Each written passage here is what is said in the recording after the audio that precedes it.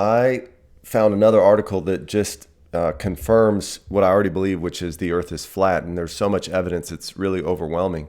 But I was on LinkedIn looking at different industry news articles, and I came across this article that was talking about the Great Lakes and how they function like a slow-moving river together, which I thought was interesting.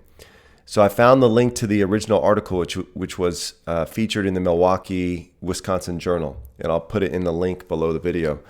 But basically what it says here, you'll see, and I'm reading from this highlighted portion, it says they might be called the Great Lakes, but the five bodies of water are, in a sense, one giant slow-motion river flowing west to east, with each lake dumping like a bucket into the next until all the water is gathered in the St. Lawrence River and tumbles into the Atlantic Ocean, which sounds reasonable. I mean, it sounds intuitive. And then it goes on and talks about how they got there, tens of thousands of years ago and whatnot. But here's what's interesting. So then you get to this graphic, and it says 5 lakes, but one slow-moving river. And it talks about Lake Superior, which the width is about 379 miles, you can see right here. And it's at an elevation above sea level, which is 0 feet, sea level, at 601.7 feet above sea level, because the sea is indeed level. And then it points out that there's a dam right here that basically locks the water out and allows water to drain down to Lake Huron, which is 578 feet above sea level. And so the dam distance in the river is about 60, and then we get the width of Lake Huron, which is 223 miles. I mean, this continues on. And then we got Niagara Falls pointed out here, which is a distance of 35 miles roughly, where Niagara Falls happens. And long story short, from the beginning, so the westernmost point of Lake Superior to getting into the Atlantic Ocean, they have down here is a total of 2,212 miles. And you can see that along the way, it's level, and then it drops down after a dam. It's level, and then we got Niagara Falls, and then it drops down, and then a series of dam. But what you see consistent is that the water is level when undisturbed. And then we get to sea level, which again is 0 feet. It is the base. It's the basin. And so here's what's interesting.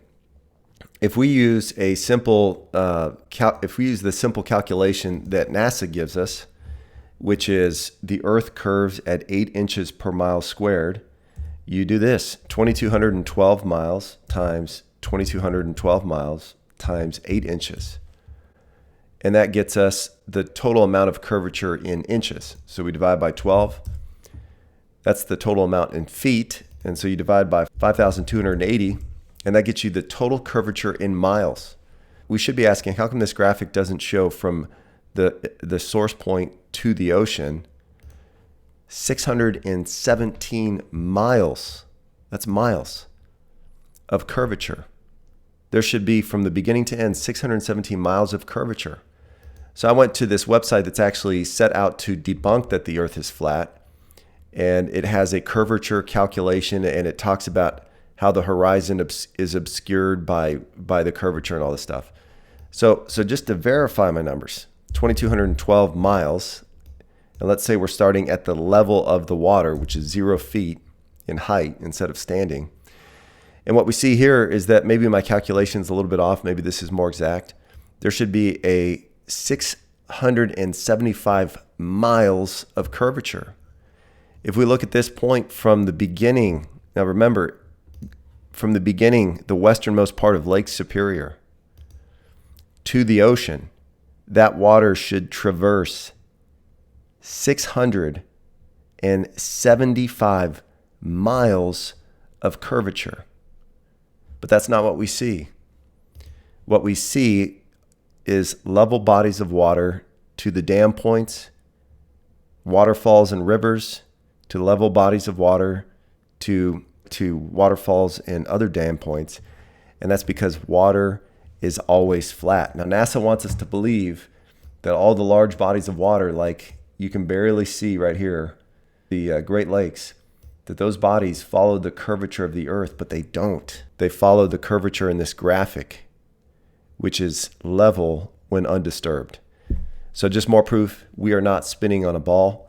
The earth is flat, water is flat, and what the Bible says about the makeup of the universe is indeed true. Heaven above, earth below, and hell below us.